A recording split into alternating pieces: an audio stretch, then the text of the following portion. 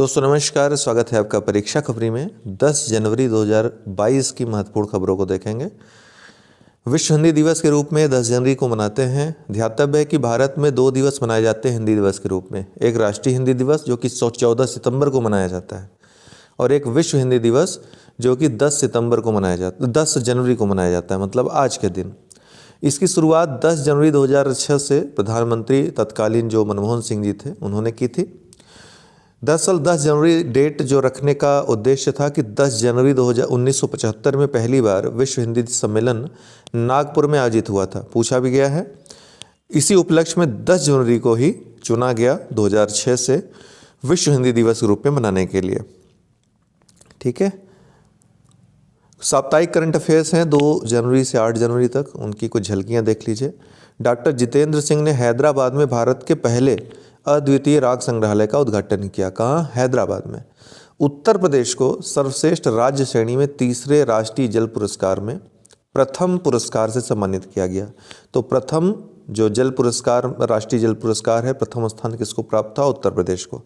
Sea dragon 22 अभ्यास जो कि एक नौसैन्य अभ्यास है, बहुपक्षीय नौसैन्य अभ्यास है, अमेरिका के नेतृत्व में 5 जनवरी 2022 को भारत, ऑस्ट्रेलिया, कनाडा, जापान और दक्षिण कोरिया ने, इनकी नौसेनाओं ने अमेरिका के नेतृत्व में इस अभ्यास में भाग लिया। तो कुल 6 देश थे एशिया प्रशांत क्षेत्र के, याद रखिएगा। कप्तान हरप्रीत चंडी ने दक्षिणी ध्रुव के लिए एक एकल असमर्थित ट्रैक को पूरा करने वाली पहली अश्वेत महिला बनकर इतिहास रच दिया है। तो ये पहली अश्वेत महिला बन गई हैं, अकेले जो है इस ट्रैक को पूरा करने वाली दक्षिणी ध्रुव में। ठीक है।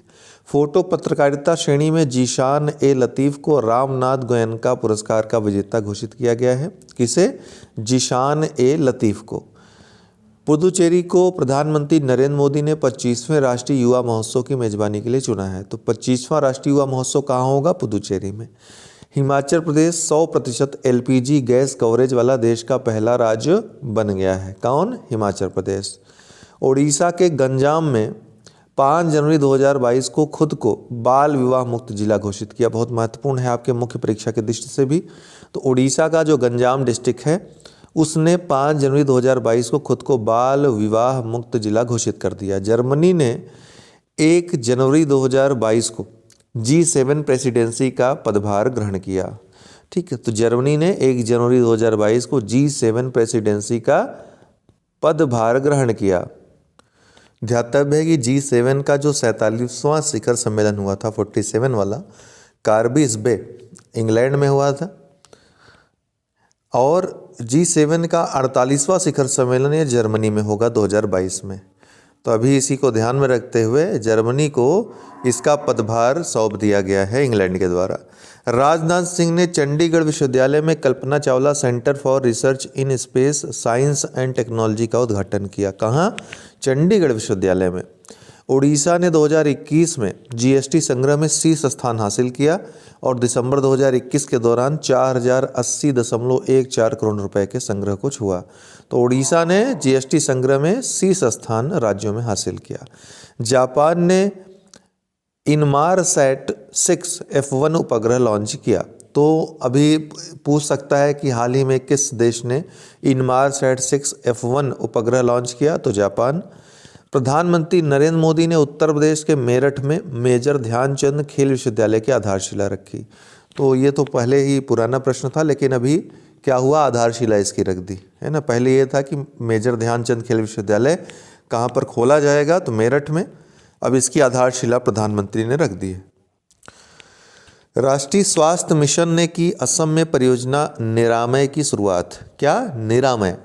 तो राष्ट्रीय स्वास्थ्य मिशन असम की जो इकाई है उसने पीरामल स्वास्थ्य और सिस्को के सहयोग से 8 जनवरी 2022 को परियोजना निरामय शुरू की। इसे राज्य में सार्वजनिक स्वास्थ्य देखभाल वितरण को मजबूत करने के लिए डिजिटल स्वास्थ्य प्रौद्योगिकी के एकीकरण को प्रदर्शित करने के लिए लॉन्च किया गया है।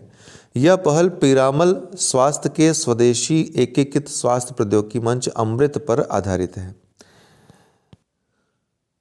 एलियंस की तलाश करेगी दुनिया की सबसे शक्तिशाली दूरबीन। तो नासा ने तैनात किया अंतरिक्ष में दुनिया का सबसे शक्तिशाली telescope. James Webb space telescope किसका है? नासा का है। 8 जनवरी 2022 को अपना 2 सप्ताह का परिनियोजन चरण इसने पूरा कर लिया। अब तक का सबसे शक्तिशाली अंतरिक्ष दूरबीन और हबल का उत्तराधिकारी अर्थात हबल को ये प्रतिस्थापित करता है। वेब 25 दिसंबर 2021 को प्रक्षेपित हुआ। यह पृथ्वी से 1 मिलियन मील लगभग 1.5 मिलियन किलोमीटर की दूरी पर अपने कक्षीय बिंदु की ओर बढ़ रहा है। इसकी इंफ्रारेड तकनीक इसे 13.5 अरब वर्ष पहले बने पहले सितारों और आकाशगंगाओं को देखने की अनुमति भी देती है। ई गवर्नेंस पर सम्मेलन में अपनाई गई हैदराबाद घोषणा, ध्यान रखिएगा हैदराबाद घोषणा किससे संबंधित है पूछेगा, ई गवर्नेंस से।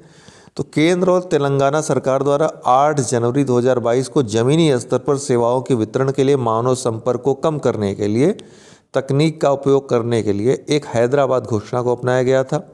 ई गवर्नेंस पर सम्मेलन के दौरान प्रस्ताव सामने आया था। सम्मेलन के दौरान स्वास्थ्य, शिक्षा, कृषि और क्षेत्रों में सार्वजनिक डिजिटल प्लेटफॉर्म के कार्यान्वयन में तेजी लाने का निर्णय लिया गया। आपको पता है ई गवर्नेंस जो शिखर सम्मेलन हुआ इस बार हैदराबाद में हुआ था। सबसे ज़्यादा ODF गाँव में, खुले में शौच मुक्त गाँव में तेलंगाना अव्वल है देश में, ध्यान रखिएगा। तो सबसे ज़्यादा ODF गाँव में तेलंगाना अव्वल है। स्वच्छ भारत मिशन ग्रामीण चरण 2 कार्यक्रम के तहत 31 दिसंबर 2021 तक सबसे अधिक खुले में शौच मुक्त प्लस, ठीक, ODF प्लस गाँवों की सूची में तेलंगाना देश में पहले स्थान पर था।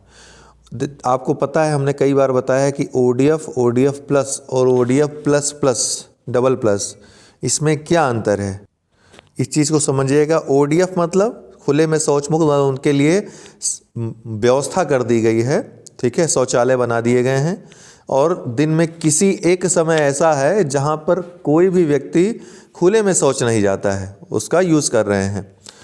दूसरा ODF प्लस मतलब सिर्फ शौचालय का ही यूज हर व्यक्ति कर रहा है, किसी भी समय वो बाहर खुले में शौच नहीं कर रहा है, ठीक है।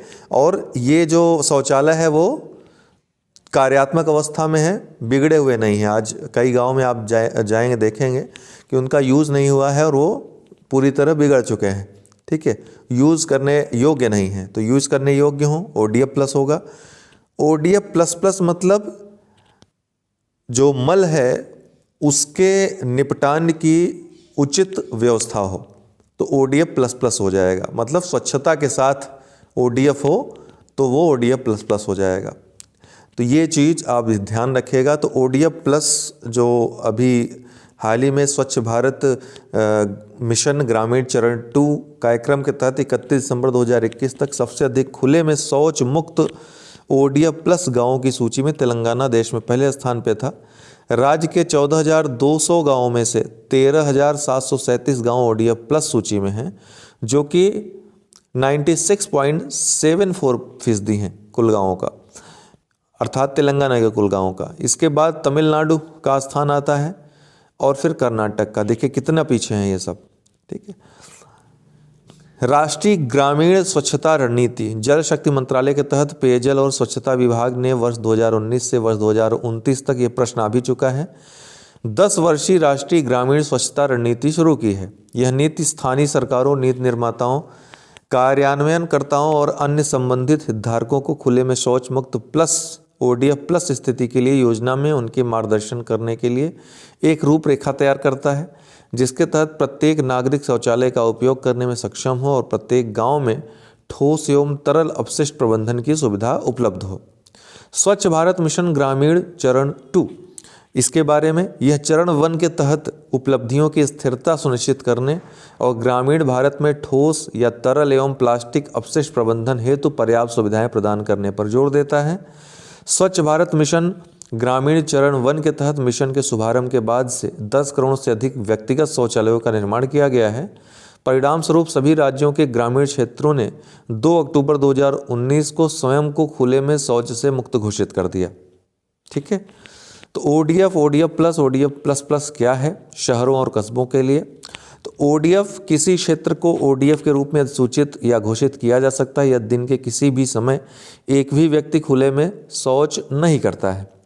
ODF प्लस एक शहर को ओडीएफ प्लस घोषित किया जा सकता है यदि किसी दिन किसी भी व्यक्ति को खुले में शौच या पेशाब करते हुए नहीं पाया जाता है और सभी सामुदायिक तथा सार्वजनिक शौचालय कार्यात्मक अवस्था में एवं सुव्यवस्थित हैं। तो ओडीएफ के साथ क्या चीज़ जुड़ जाती है कि सभी सामुदायिक तथा सार्वजनिक शौचालय कार्यात्मक अवस्था में एवं सुव्यवस्थित हैं।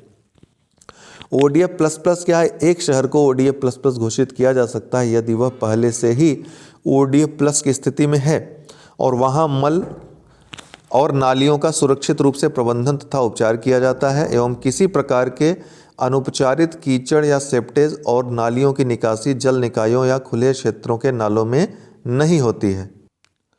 इंडिया रेटिंग एंड रिसर्च एक संस्था है, उसने भारत की जीडीपी वृद्धि का अनुमान घटाकर 9.3% कर दिया, लेकिन इसकी जो क्रेडिट रेटिंग एजेंसी है इंडरा की इतनी महत्वपूर्ण नहीं है। वो इतना जानते रहिए, इसने घटाकर 9.3% कर दिया है, पहले 9.4% किया था इसने। ठीक है। पाकिस्तान की पहली महिला सर्वोच्च न्यायालय न्यायाधीश कौन होंगी? आयशा मलिक। ये पहली महिला सर्वोच्च न्यायालय न्यायाधीश होंगी आयशा मलिक। आईसीएमआर ने भारत निर्मित पहली ओमिक्रॉन किट, क्या नाम है इसका? ओमिस्योर को मंजूरी दी है, भारत में निर्मित की गई है। ठीक है। तो आईसीएमआर ने भारत निर्मित पहली ओमिक्रॉन किट ओमिस्योर को मंजूरी दी। भारतीय आयुर्विज्ञान अनुसंधान परिषद Indian council of medical research ICMR ने SARS-CoV-2 कोरोना वायरस के ओमिक्रॉन प्रकार का पता लगाने के लिए एक परीक्षण किट को मंजूरी दी है। ओमिस्योर नाम है इसका। इसको टाटा द्वारा विकसित किया गया है, इसको ओमिस्योर कहा जाता है और यह ओमिक्रॉन वेरिएंट का पता लगाने के लिए एक एनहांसमेंट होगा। किट का निर्माण टाटा मेडिकल एंड डायग्नोस्टिक्स द्वारा किया गया है। डेली करंट क्विज देख लेते हैं। हाल ही में किस केंद्रीय मंत्री ने इंडिया सेमीकंडक्टर मिशन की शुरुआत की? तो निश्चित रूप से अश्विनी वैष्णव सूचना प्रौद्योगिकी मंत्री हैं, वही शुरुआत करेंगे। तो सूचना प्रौद्योगिकी मंत्री अश्विनी वैष्णव ने भारत में सेमीकंडक्टर वेफर फैब्रिकेशन सुविधाओं की स्थापना के लिए बड़े निवेश को आकर्षित करने के लिए भारत सेमीकंडक्टर मिशन शुरू किया है। यूनिफाइड प्रेजेंटेशन मैनेजमेंट सिस्टम किस प्लेटफॉर्म ने लॉन्च किया? तो ये भारत बिल भुगतान जो संस्था है उसने लॉन्च किया। तो देश में बिल भुगतान को समृद्ध और सरल बनाने के उद्देश्य से NPCI Bharat bill pay limited ने यूनिफाइड प्रेजेंटेशन मैनेजमेंट सिस्टम नामक एक अनूठी कार्य क्षमता पेश की है। समाचारों में देखा जाने वाला फिम्ब्रिस्टाइलिस सुनीली किस स्थान में खोजी गई पौधों की एक नई प्रजाति है? कहाँ पे खोजी गई है? तो ये तिरुवनंतपुरम में पश्चिमी घाट जो क्षेत्र है वहाँ पर खोजी गई है। SNM college Maliankara, SS Swaminathan research foundation और पय्यानूर कॉलेज के शोधकर्ताओं ने तिरुवनंतपुरम में जैव विविधता संपन्न पश्चिमी घाट क्षेत्रों से 2 नई पौधों की प्रजातियों की सूचना दी है। आयुष मंत्री श्री सर्बानंद सोनोवाल ने किस स्थान पर हार्टफुलनेस अंतर्राष्ट्रीय योग अकादमी की आधारशिला रखी? बहुत महत्वपूर्ण है। तो ये कहाँ रखी? हैदराबाद में। आयुष मंत्री श्री सर्बानंद सोनोवाल ने हार्टफुलनेस अंतर्राष्ट्रीय योग अकादमी की आधारशिला रखी। ठीक, हैदराबाद तेलंगाना में। डॉक्टर जितेंद्र सिंह ने पीएम के उत्कृष्टता पुरस्कार के लिए वेब पोर्टल लॉन्च किया, कहा कि पुरस्कार राशि दोगुनी हो गई है। प्रधानमंत्री उत्कृष्टता पुरस्कार के लिए नई पुरस्कार राशि अब कितनी हो गई है? तो अब 20 लाख रुपए हो गई है पुरस्कार राशि। पहले 10 लाख थी, दोगुनी होकर 20 लाख हो गई है। खुले में शौच मुक्त गांव की सूची में किस राज्य को पहला स्थान मिला? अभी आपने देखा, तेलंगाना को। ठीक है। तो स्वच्छ भारत मिशन ग्रामीण चरण 2 कार्यक्रम के तहत सबसे खुले में शौच मुक्त ODF प्लस गाँवों की सूची में तेलंगाना देश में पहले स्थान पर था। स्माइल योजना किस केंद्रीय मंत्रालय द्वारा लागू की जानी है? तो ये सामाजिक न्याय और अधिकारिता मंत्रालय के द्वारा। आजीविका और उद्यम के लिए सीमांत व्यक्तियों के लिए समर्थन स्माइल का फुल फॉर्म है। सामाजिक न्याय और अधिकारिता मंत्रालय द्वारा तैयार की जा रही एक छत्र योजना है।